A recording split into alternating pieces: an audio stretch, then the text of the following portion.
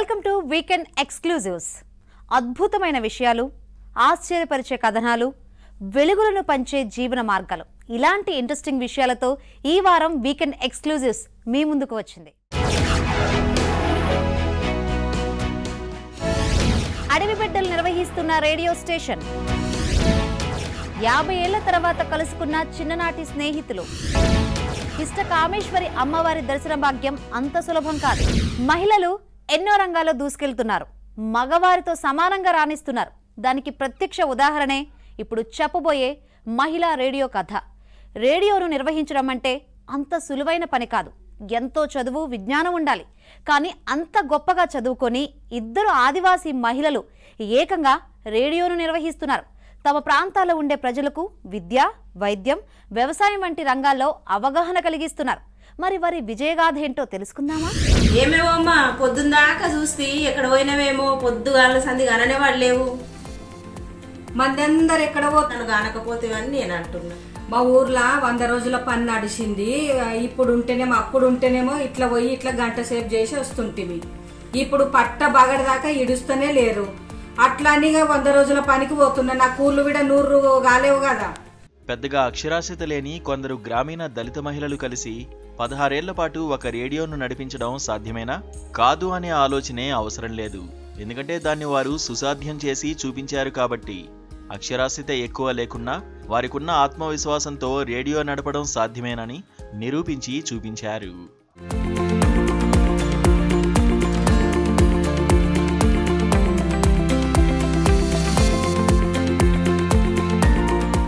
సంగారెడ్డి జిల్లా జహీరాబాద్ చుట్టుపక్కల పల్లెల్లో డక్కన్ డెవలప్మెంట్ సొసైటీ కొన్ని దశాబ్దాలుగా అనేక కార్యక్రమాలు చేస్తూ వచ్చింది. దళిత మహిళల అభ్యున్నతి, సంప్రదాయ వ్యవసాయం, తృణధాన్యాలపై ఈ సంస్థ ఎంతగానో కృషి చేసింది. అదే క్రమంలో ఈ ప్రాంత మహిళలకు తమదైన మాధ్యమం అవసరం పడింది. సాధారణ టీవీ, రేడియోలు వీరికి అనువైన సమయంలో ప్రసారాలు చేయవు. వీరిదైన భాష, యాస అందులో ఉండవు. వీరి సమస్యలు, మంచి చెడులను అవి పట్టించుకోవు. అందువల్ల వీరికి స్థానిక మీడియా ఉండాలని అనుకుంది ఆ సంస్థ. మాచానూరు అనే గ్రామంలో 1998లో ఈ రేడియో ఏర్పాటుకు బీజం పడింది. తర్వాత 2008లో కేంద్ర ప్రభుత్వం లైసెన్సులిచ్చింది. అప్పటి నుండి 90.4 FMలో ప్రసారాలు మొదలయ్యాయి. విదేశీ నిధులు తీసుకోకూడదు, కమ్యూనిటీలిచ్చే నిధులతోనే నడిపించాలనే షరతు పెట్టగా 2008 అక్టోబర్ 15న ఈ రేడియో ప్రారంభమైంది. జహీరాబాద్ ప్రాంతంలో సరిగ్గా సాయంత్రం 7 అయిందంటే చాలు, ఇది సంఘం రేడియో. వింటున్న మీకందరికీ నమస్తే అంటూ ఓ పలకరింపు. అక్కడి నుంచి ఆ కార్యక్రమాలు ఆ ఇళ్లలో భాగమైపోతాయి. కట్టుకొని బాలమ్మ సొమ్ములని పెట్టుకొని బాలమ్మ. జహీరాబాద్ సమీపంలోని మాచునూరు శివారులో డిడిఎస్ ఆధ్వర్యంలో నడుస్తున్న సంఘం రేడియో. దేశంలో ఎన్నో రేడియోలున్నా దీనికి ఎంతో ప్రత్యేకత ఉంది. ఎందుకంటే ఈ రేడియోలో పనిచేసే వారంతా గ్రామీణ దళిత మహిళలే. వారు పెద్దగా చదువుకోలేదు. రేడియో నిర్వహణకు సంబంధించిన కొన్ని సాంకేతిక అంశాలను మాత్రం నేర్చుకున్నారు. రిపోర్టర్లు, ప్రొడ్యూసర్లు, స్టూడియోలో మోడరేషన్, ఎడిటింగ్, ట్రాన్స్మిషన్ అన్నీ వీళ్లే చేస్తారు.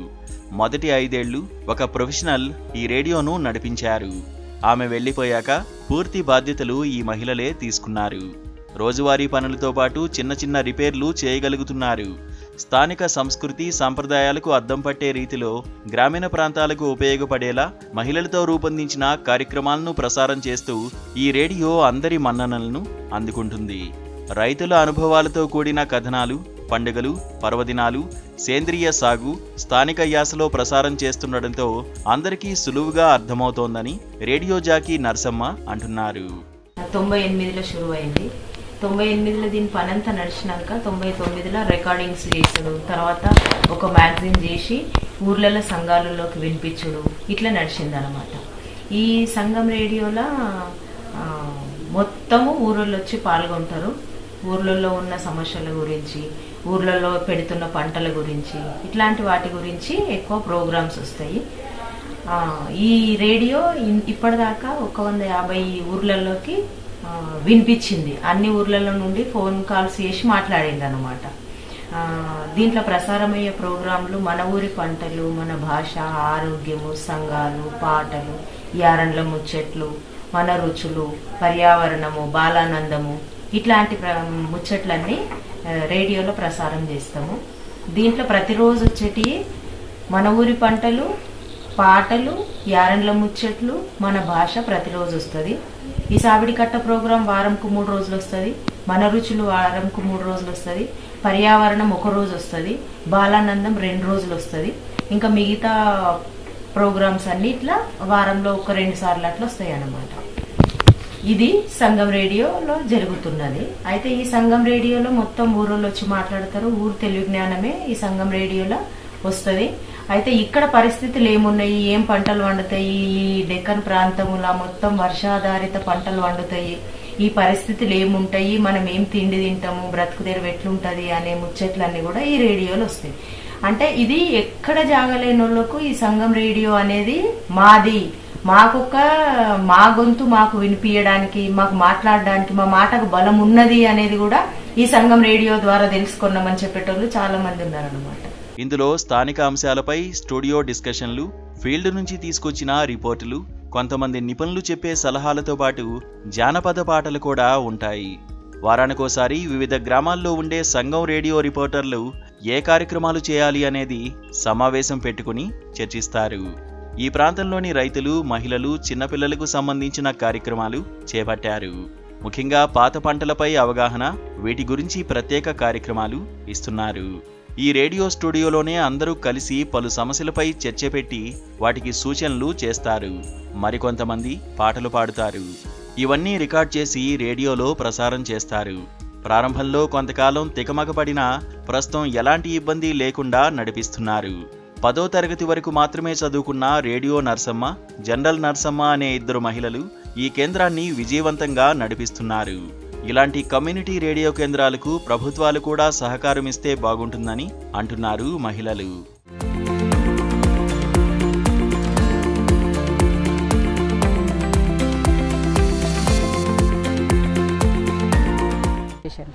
అయితే ఈ సంగారెడ్డి జిల్లాలో ఎక్కువ మట్టుకు జైరాబాద్ ప్రాంతంలో పనిచేస్తున్నాము. అయితే ఇక్కడున్న తెలుగు జ్ఞానం కానీ, ఇక్కడున్న పాటలు, వాళ్ళ కల్చరు, వాళ్ళ భాష మీద ఎక్కువ మట్టుకు పనిచేస్తుంది. దాంతోపాటు కథలు, అనే కథలు, పాటలు అట్లాంటివి కూడా ప్రసారం చేస్తుంటుంది. అయితే నేను కోరుకునేది ఏమిటిదంటే కనీసం గవర్నమెంటు ఇట్లాంటి రేడియో స్టేషన్లకు ఎక్కడి నుండి ప్రోత్సాహం దొరకదు కాబట్టి గవర్నమెంట్ కొంచెం ప్రోత్సాహం ఇచ్చి నిలబెట్టుకుంటే బాగుంటుంది. అట్లనే ఇది చాలా మందికి అంటే ఇప్పుడు వచ్చే తరాలకు కూడా ఇది చాలా ఉపయోగం కాబట్టి వాళ్ళ కోసమన్నా మనం నిలబెట్టుకోవాలి. దానికోసము కొంచెం రేంజ్ని పెంచితే బాగుంటుంది అని మా ఆశ సార్.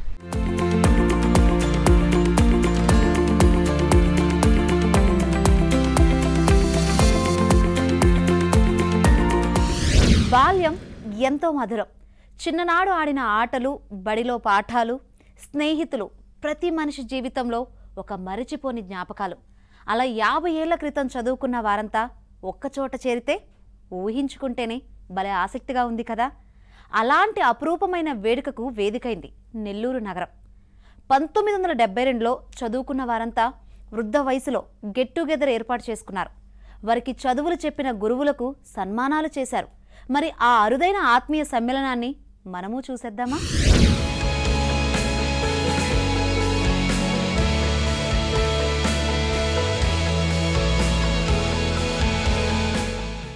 స్నేహితులందరూ కలిసి చదువుకుంటారు, విడిపోతారు, ఎప్పుడో ఎక్కడో కలుస్తూ ఉంటారు. నెల్లూరులో 55 ఏళ్ల కిందట కలిసి చదువుకుని ప్రస్తుతం 75 ఏళ్ల వయసులో ఉన్న 50 మందికి పైగా స్నేహితులు కలుసుకున్నారు. 100 ఏళ్ల వయసుకి చేరువలో ఉన్న గురువులకి ఘనంగా సన్మానాలు చేసి గౌరవించారు. ఆ గురువులు జీవితంలో ఎంతో ఎత్తుకి ఎదిగిన శిష్యుల్ని చూసి మురిసిపోయారు. స్నేహితులంతా కాసేపు వయసు పక్కన పెట్టి చిన్నపిల్లల్లా అల్లరి చేశారు. ఆనాటి మధుర స్మృతుల్ని తలుచుకుంటూ ఆనందంలో మునిగి తేలారు. నెల్లూరు నగరంలోని అతి పురాతన పాఠశాలల్లో ఆర్ఎస్ఆర్ మున్సిపల్ స్కూల్ ఒకటి. దీనిని 1927లో రేబాల సుందరరామిరెడ్డి స్థాపించారు. అప్పటినుంచి ఇప్పటి వరకు ఈ స్కూల్ నిరాటంకంగా కొనసాగుతూ ఎన్నో వేల మంది విద్యార్థుల జీవితాల్లో వెలుగులు నింపుతోంది. ఇక్కడ చదువుకున్న ఎంతో మంది విద్యార్థులు దేశ విదేశాల్లో అత్యున్నతమైన స్థానాలు అధిరోహించి నెల్లూరు కీర్తిని ప్రపంచానికి చాటారు. ప్రస్తుతం వీరంతా డాక్టర్లు, లాయర్లు, ప్రభుత్వ ఉన్నతాధికారులు, అధికారులు, పెద్ద పెద్ద వ్యాపారులుగా జీవితంలో స్థిరపడ్డారు. వయసు మీద పడ్డంతో విశ్రాంతి తీసుకుంటున్నారు. కొందరు ఇప్పటికీ వ్యాపారాలు, కాంట్రాక్టు పనులు చేస్తూనే ఉన్నారు. వీరంతా 1970లో ఆర్ఎస్ఆర్ స్కూల్లో చదువుకున్నారు. ఆ తర్వాత ఎవరి దారుల్లో వారు ఉన్నత చదువులు అభ్యసించారు. కుటుంబాలు, పిల్లలు, పెళ్లిళ్ళు, చదువులు ఇలా జీవిత సాగరాల్ని ఈది చివరాంకానికి చేరుకున్నారు. కొందరు మృత్యువు చేరువై లోకాన్ని వీడారు. ఇప్పుడు వీరంతా 72 ఏళ్ల నుంచి 75 ఏళ్ల వయసున్నవారే. మేమిక్కడ ఈరోజు కలయిక కారణం ఏమంటే 1970లో 7th ఫామ్ ఆర్ఎస్ఆర్ స్కూల్లో కలిసి చదువుకున్నాం అందరము. దాని తర్వాత మళ్ళీ ఈ మధ్యకాలంలో అందరం ఒక దగ్గర కలవాలని ప్లాన్ చేసి అందరి మంచి చెడ్డలు కలిసి చర్చించుకోవాలని ఒక డిసిషన్ తీసుకున్నాము. దాంతో ఒకరి నుంచి ఒకరికి అందరికీ పాస్ చేసుకొని ఒక 3-4 బాగా ఇంపార్టెంట్గా కీన్గా పార్టిసిపేట్ చేసి అందరినీ కలెక్ట్ చేశారు. సుమారు ఒక 50 మంది కాగలిగాము. ఇప్పుడు వచ్చి ఇక్కడ చేరిన తర్వాత ఇక్కడ మనుషుల్ని అందరినీ, స్నేహితులందరినీ కలుసుకున్న తర్వాత పాత జ్ఞాపకానికి వస్తున్నాయి. ఆ స్కూల్లో ఎలా ఉండేవాళ్ళము, ఎలా చదువుకునేవాళ్ళము. అలాగే ఆల్మోస్ట్ అక్కడ 1960లో జాయిన్ అయ్యాము ఆర్ఎస్ఆర్ స్కూల్లో. అప్పటి నుంచి 7th ఫారం వరకు చదివాము. 7th ఫారం తర్వాత ఎవరికి వాళ్ళు వెళ్ళిపోయాము. ఇప్పుడు ప్రస్తుతము దేవుడి దయ వల్ల వాళ్ళందరూ కూడా చాలా వరకు మంచి పొజిషన్లో ఉన్నారు. వాళ్ళ కుటుంబాలు కూడా మంచి పొజిషన్లో ఉన్నాయి. ఇప్పుడు ఏమనిపిస్తుంది, మీ ఫ్రెండ్స్ అందరిని ఎలా గ్యాదర్ చేయగలిగారు, కలుసుకోవడం, ఇక్కడ మీరు సన్మానాలు చేయగలిగారు? అనుకున్నప్పటి నుంచి రాత్రులు నిద్ర కూడా సరిగ్గా పట్ల. ఎందుకంటే అనుకున్నాను నేను, మా ఫ్రెండ్స్ కొంతమందిని కలిస్తే రే కస్టమర్ నువ్వు చేయలేవు, ఎక్కడెక్కడ ఉండారన్నారు. మా సుబ్బయ్యని అట్లా ఒకరి ద్వారా ఒకరు, మా బద్రి, సుధాకరు వీళ్ళని కలుసుకున్నాను. ఒకరి తర్వాత మా వెంకయ్య నాయుడు, ఇట్లా మా ఎస్పీలు అన్నమాట. లాస్ట్ ఎస్పీ ఈయనే మాకు. ఆర్ఎస్ఆర్ స్కూల్ అని స్థాపించింది రేవాల సుందరరామరెడ్డి గారు అని రెడ్డి గారు స్థాపించారు. అక్కడ మేమందరం దాదాపు 1975 బ్యాచ్ మేమంతా. అక్కడి నుంచి మేము అతికి 7th ఫామ్ పాస్ అయ్యి మళ్ళీ డిగ్రీ దాకా కూడా అందరం కలిసి ఆనందంగా ఉన్నాం. అక్కడ టీచర్లు, అక్కడ ఉండే వాతావరణం అంతా ఆనందించాం. కానీ ఒక్కటి, ఇప్పుడు ఈ ఫ్రెండ్స్ అంతా కూడా మేము ఎంతో ఆనందంగా కలిసామన్నమాట. ఈ ఆనందమే కాకుండా మా టీచర్లు వచ్చారు, ఆ టీచర్లకి సన్మానం చేశాం. ఆ టీచర్లు కూడా మాకు మా ఇద్దరికి అనుబంధంగా సంపాదించుకున్నాం ఆనందాన్ని. అప్పుడు టీచర్లు అంటే ఎంతో వాళ్ళు ఎంతో శ్రద్ధగా చెప్పేవాళ్ళు, ఓపికగా చెప్పేవాళ్ళు, శ్రద్ధగా చెప్పేవాళ్ళు. వాళ్ళంటే మాకు భయం.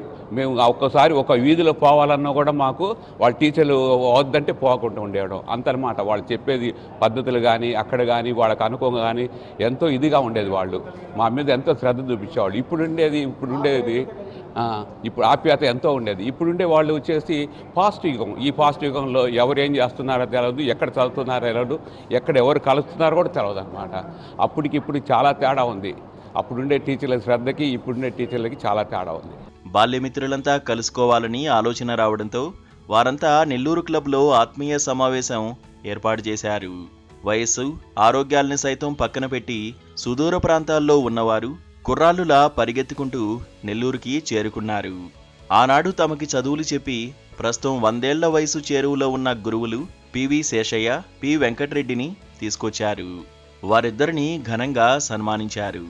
72 ఏళ్ల నుంచి 75 ఏళ్ల వయసుండే విద్యార్థులు 100 ఏళ్ల చేరువలో ఉన్న గురువులతో అదో తరగతి గదిలా మారింది. వృద్ధాప్యంలో ఉన్న విద్యార్థులు అల్లరి చేస్తూ ఆనందంలో మునిగిపోయారు. గురువులు వాళ్లను చూసి ఆనందపడ్డారు. మొత్తం మీద ఆ అపూర్వ కలయిక వారందరిలోనూ ఈ జీవితానికి ఇది చాలదా అనే భావన కల్పించింది. అప్పటికప్పుడు ఇక మీదట కూడా ప్రతి ఏడాది ఇదే రీతిన ఆత్మీయ సమ్మేళనం నిర్వహించుకోవాలని తీర్మానించుకున్నారు. మన దేశంలో ఆలయాలకు కొదువలేదు. దేశమంతా ఎన్నో గొప్ప గొప్ప ఆలయాలు ఉన్నాయి. వాటిలో శ్రీశైలం ఆలయం ఒకటి. అలాంటి ఆలయ సమీపంలో కోరిన కోరికలు తీర్చే శక్తివంతమైన అమ్మవారి ఆలయం ఉందని చాలామందికి తెలియదు. ఎందుకంటే ఆ ఆలయానికి చేరుకోవాలంటే భీకరమైన నల్లమల అడవిలోకి ప్రయాణించాలి. క్రూర మృగాల మధ్య సాహసం చేస్తేనే ఆ అమ్మవారి దర్శన భాగ్యం లభిస్తుంది. ఇంతకీ ఆ అమ్మవారి ఆలయ ప్రత్యేకత ఏంటి? దర్శించుకోవాలంటే ఎలాంటి నిబంధనలు ఉన్నాయి? తెలుసుకుందాం పదండి.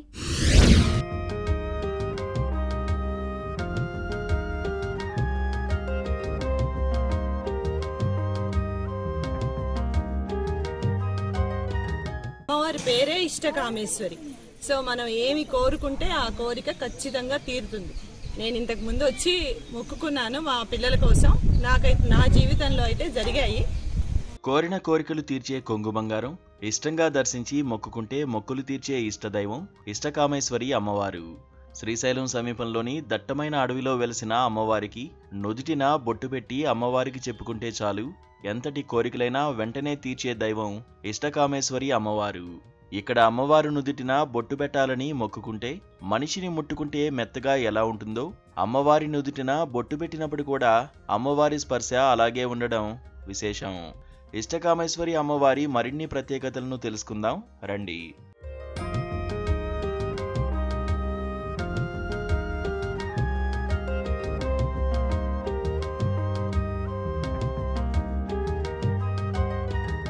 నల్లమల అంటేనే పక్షుల కిలకిల రాగాలు, గలగల పారే సెలయేళ్లు, పులులు, జింకలు, శ్రీశైలం అడవులు. అంతేనా? అస్సలు కాదండోయ్. శ్రీశైలం మహాక్షేత్రానికి సమీపంలో దట్టమైన అడవిలో ఓ అద్భుతమైన ప్రదేశం ఉంది. అదే నమ్మిన భక్తులకు కోరిన కోరికలు తీర్చే ఇష్టకామేశ్వరి అమ్మవారి ఆలయం.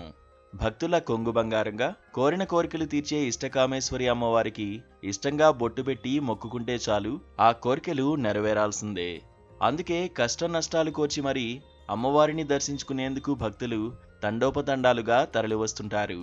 అమ్మవారికి పసుపు, కుంకుమ, గాజులు సమర్పించి మొక్కుకుంటే చాలు ఆ కోరికలు వెంటనే నెరవేరుతాయని భక్తుల ప్రగాఢ విశ్వాసం.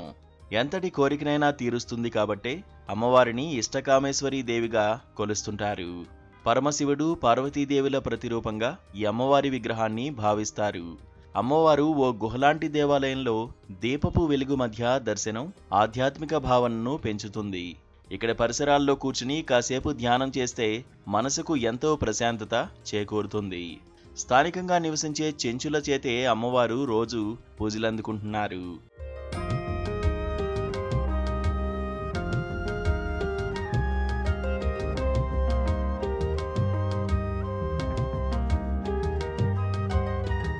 శ్రీశైలం సమీపంలోని నల్లమల అడవుల్లో వెలిసిన ఇష్టకామేశ్వరి అమ్మవారిని దర్శించుకోవడానికి ఆంధ్ర, తెలంగాణ, కర్ణాటక, మహారాష్ట్ర తదితర ప్రాంతాల నుంచి భక్తులు వస్తుంటారు.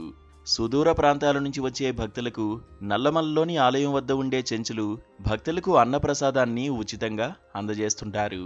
ఇష్టకామేశ్వరి అమ్మవారికి నుదుటిన బొట్టు పెట్టేటప్పుడే అమ్మవారి స్పర్శ భక్తులకు అర్థమవుతుంది. నుదుటిన బొట్టు పెట్టేటప్పుడు అమ్మవారి నుదురు మెత్తగా మనిషిని తాకినట్టుగా అనిపిస్తుందని భక్తులు చెబుతుంటారు. భారతదేశంలోనే ఇష్టకామేశ్వరి దేవి పేరుతో శ్రీశైల క్షేత్రం సమీపంలో తప్ప మరెక్కడైనా మరో ఆలయం కనిపించదు. శ్రీశైల క్షేత్రాన్ని సందర్శించే ప్రతి ఒక్కరూ ఇష్టకామేశ్వరి దేవి దర్శనం చేసుకోలేరు. అదృష్టవంతులు మాత్రమే ఇష్టకామేశ్వరి అమ్మవారి గురించి తెలుసుకుని అక్కడికి వెళ్లే ప్రయత్నం చేస్తారని అమ్మవారి భక్తులు అంటున్నారు. నిన్న హైదరాబాద్ నుంచి వచ్చాము ఇక్కడికి. నిన్న శ్రీశైల దర్శనం చేసుకున్నాము. అక్కడి నుంచి ఇష్టకామేశ్వరి ఆలయంకి నైట్ 10 o'clockకి దర్శనానికని టికెట్ల కోసం వచ్చున్నాము. టికెట్లు మాకి ఫస్ట్ మాకే దొరికినాయి. 4 మెంబర్స్ని టెంపుల్ లోపలికి అలౌ చేస్తారు. అమ్మవారికి నుదుటన కుంకుమ పెట్టి దర్శించుకుంటే 41 రోజుల్లో కోరిన కోరికలు నెరవేరుతాయంట. చాలా బాగా అనిపించింది మాకు ఈ టెంపుల్. అసలు మాకు టికెట్లు వెళ్తామో వెళ్ళమో అనుకున్నాము. దొరికినాయి. అమ్మవారి అదృష్టంతో మాకు దొరికినాయి టికెట్లు. శ్రీశైలం దగ్గర ఉన్న నల్లమల అభయారణ్యంలో ఉన్న ఇష్టకామేశ్వరి దేవి గురించి మాట్లాడడానికి వచ్చాను. నేను ఇంతకుముందు 2-3 సార్లు వచ్చాను ఇక్కడికి. బట్ అప్పుడు బాగా రాళ్ళు అవన్నీ బాగా ఇదిగా ఉండేది మార్గం. ఇప్పుడు చాలా బాగుంది. ఇక్కడికి వచ్చి మన అమ్మవారిని, ఆ అమ్మవారి పేరే ఇష్టకామేశ్వరి. సో మనం ఏమి కోరుకుంటే ఆ కోరిక ఖచ్చితంగా తీరుతుంది. నేను ఇంతకు ముందు వచ్చి మొక్కుకున్నాను మా పిల్లల కోసం. నాకైతే నా జీవితంలో అయితే జరిగాయి.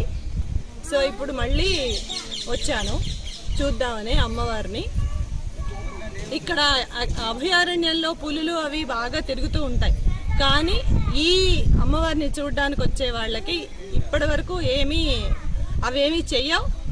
వాటికి కూడా తెలుసు అమ్మవారి దర్శనం కోసం భక్తులు వచ్చారని. వాళ్ళు ఎన్నో కోరికలతో ఇక్కడికి వస్తూ ఉంటారు. అవన్నీ తప్పకుండా తీరుతాయి అమ్మవారిని దర్శించుకుని వెళ్తాయి. అమ్మవారిని దర్శించుకోవాలంటే అంత సులువు కాదు. అమ్మవారిని చూసి తరించాలంటే ఆమె ఆజ్ఞ ఉండాలని భక్తులు నమ్ముతుంటారు. ఎందుకంటే శ్రీశైలం మల్లన్నను దర్శించుకోవడానికి శ్రీశైలం వచ్చేటప్పుడే ఇష్టకామేశ్వరి అమ్మవారిని దర్శించుకోవాలని మనసులో తలుచుకోవాలి. అప్పుడే అమ్మవారి దర్శనానికి మార్గం సుఖాంతమవుతుందట. ఎందుకంటే ఇష్టకామేశ్వరి అమ్మవారి దర్శనం టికెట్లు రోజుకు 104 టికెట్లు మాత్రమే ఆన్లైన్లో ఇస్తారు. ఈ ఆలయానికి వెళ్లాలంటే శ్రీశైలానికి దగ్గరలోని దట్టమైన అటవీ ప్రాంతంలో సుమారు 16 కిలోమీటర్లు ప్రైవేట్ జీపుల్లో ప్రయాణం చేయాల్సి ఉంటుంది. అమ్మవారి దర్శనానికి వెళ్లేటప్పుడు దట్టమైన అటవీ ప్రాంతం కావడంతో చిరుత పులులు, ఎలుగుబంట్లు ఎదురుపడే అవకాశం ఉంటుంది. అందుకే అమ్మవారి దర్శనానికి వెళ్లాలంటే ఉదయం 6 గంటల నుండి మధ్యాహ్నం 2 గంటల వరకే అటవీ శాఖ అధికారులు అనుమతిస్తారు. రోజుకు 15 జీబులకు మాత్రమే అవకాశం ఉంటుంది. తిరుగు ప్రయాణం చేయాలి కాబట్టి ఈ నిబంధనలు తప్పకుండా పాటించాలని భక్తులు చెబుతున్నారు. మాది పశ్చిమ గోదావరి, ఏలూరు జిల్లా. మేము ఎప్పటి నుంచో శ్రీశైలం వస్తుంటామండి. ఈ అమ్మవారి దగ్గరికి మేము చాలాసార్లు ట్రై చేసామండి. అమ్మవారు కొప్పుంటేనే కానీ రాలేమండి. మేము ఈరోజు వస్తామని అనుకోలేదండి. మామూలుగా అనుకోకుండా దర్శనానికి వచ్చామండి. అమ్మవారి కొప్పుంటాం మూలాన అమ్మవారి దయ వల్ల మేము మా ఫ్యామిలీతో, మా అల్లులతో, కూతురులతో, మనవలతో వచ్చామండి. అనుకోకుండా అమ్మవారి దయ ఉండి మాకు దర్శన భాగ్యం కల్పించారండి. మాకు చాలా సంతోషంగా ఉందండి. కుంకుమ పెడతాం అనేది నాకు చాలా తృప్తిగా అనిపించిందండి. చాలా బాగా దర్శనం చేసుకున్నామండి. మాకు ఏ ఆటంకం దారిలో అవలేదండి. బాగా అమ్మవారి దయ ఉండటం వలన మాకు చాలా బాగా దర్శన భాగ్యం కలిగిందండి. ఇష్టకామేశ్వరి నుంచి ఇప్పుడు ఎన్నో పూర్వకాలం నుంచి ఇక్కడ ఉంటున్నాం సార్. మేము ఎన్నో వందల సంవత్సరాల నుంచి, ఇప్పుడు 30 సంవత్సరాల నుంచి జనాలు వస్తున్నారు. వచ్చిన జనాలకి ఇప్పుడు 6 సంవత్సరాల నుంచి భోజనాలు పెడుతున్నారు. వచ్చిన దాతలు వాళ్ళు ఏదో వాళ్ళ మనస్ఫూర్తిగా ఏదైనా రాస్తే, వాళ్ళు చందాలు రాస్తే తెచ్చి ఇక్కడ పెడుతున్నాం సార్. మేము వచ్చిన దాతలకి రోజుకు 120 మంది వస్తున్నారు. ఇప్పుడు జీబుల మీద వచ్చిన జనాలకు పెడుతున్నాం భోజనాలు. అమలాపురం దగ్గర బండార్లంక నుంచి వచ్చామండి మేము శ్రీశైలం. ఎప్పటి నుంచి ఇక్కడికి రావాలనుకుంటున్నాము అమ్మవారి దగ్గరికి. ఫస్ట్ టైం వచ్చాము. చాలా హ్యాపీగా ఉంది. అమ్మవారి దర్శనం చేసుకున్నాము. చాలా సంతోషంగా ఉంది. అమ్మవారు అనేది ఆవిడ దర్శనం అవ్వాలంటే ఒక పునర్జన్మ సుకృతం. చాలా హ్యాపీ అన్నమాట. దర్శనం చేసుకున్నందుకు చాలా ఆనందంగా ఉంది. ఫ్యామిలీతో వచ్చాము అందరం.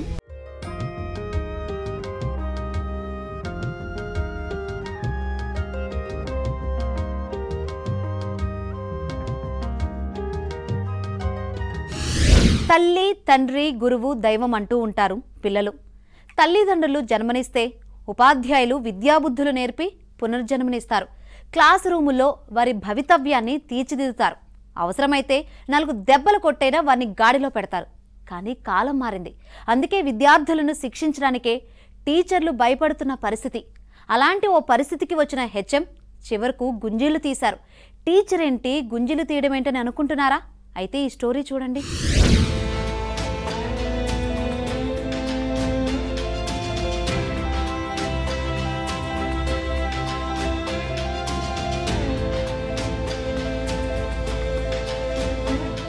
ఆ స్కూల్లో విద్యార్థులు సక్రమంగా చదవటం లేదు. రోజు రోజుకు విద్యా ప్రమాణాలు కొరవడుతున్నాయి. పరిస్థితి ఇలాగే కొనసాగితే వారి భవిష్యత్తు ఏమైపోతుందోనని ఆ పాఠశాల హెచ్ఎం చింతన. పోని ఒక దెబ్బ వేసి బుద్ధి చెబుతామంటే అస్సలు కుదరదు.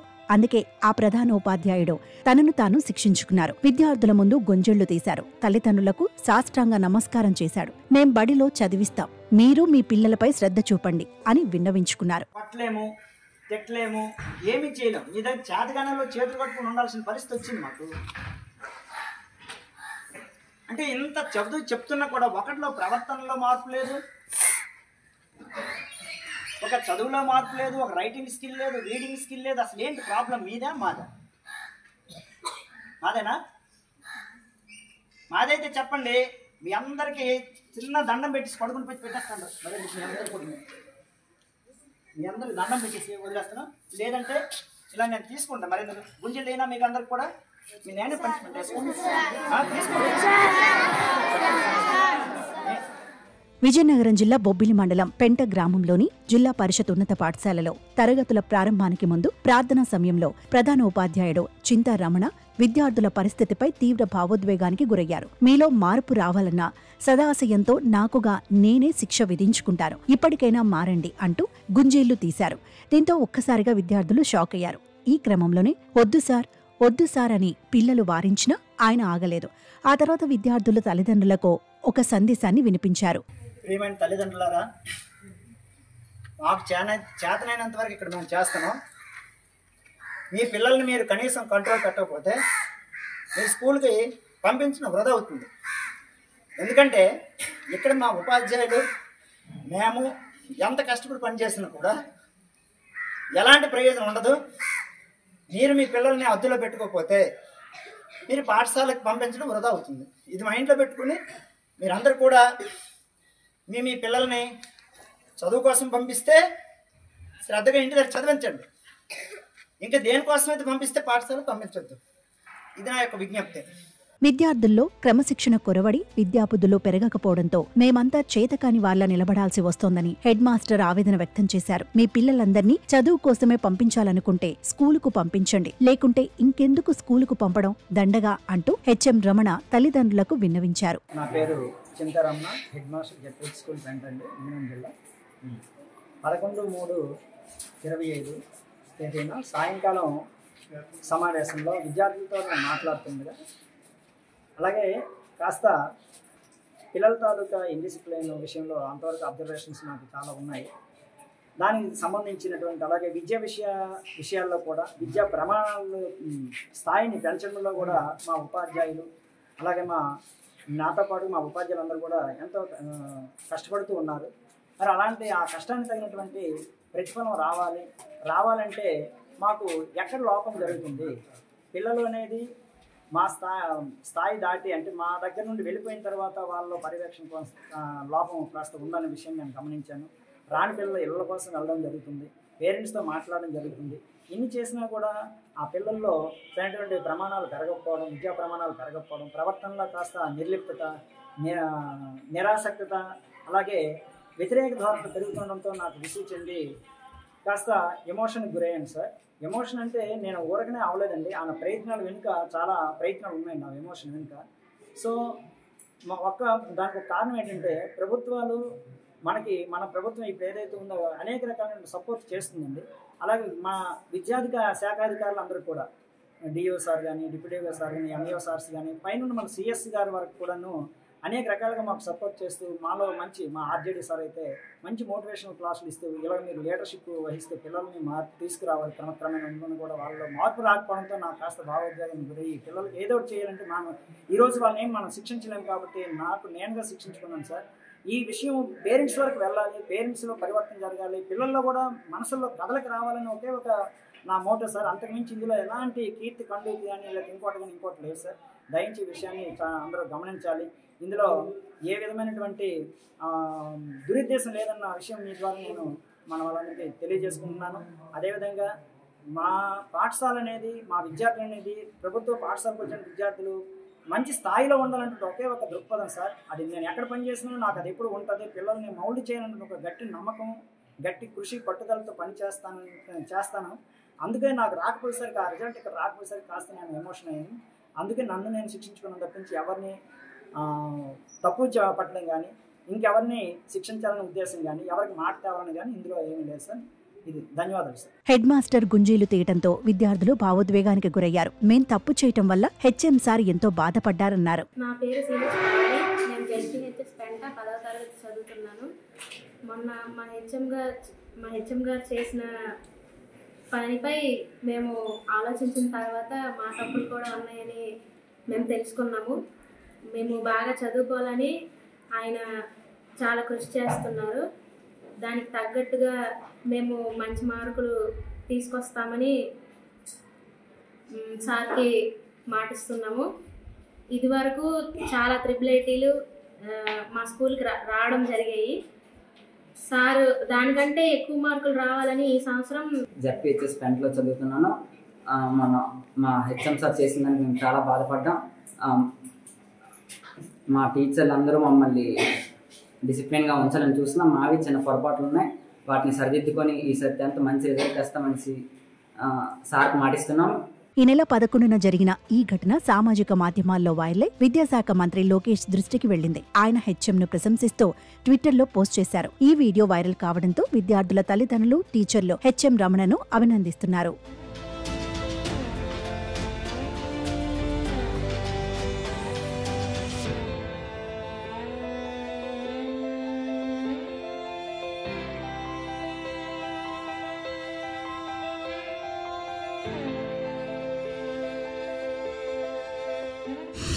ఇది ఈ వారం వీకెండ్ ఎక్స్క్లూజివ్స్. నెక్స్ట్ వీక్ మళ్ళీ కలుద్దాం. Till then keep watching ABN Andhra Jyothi.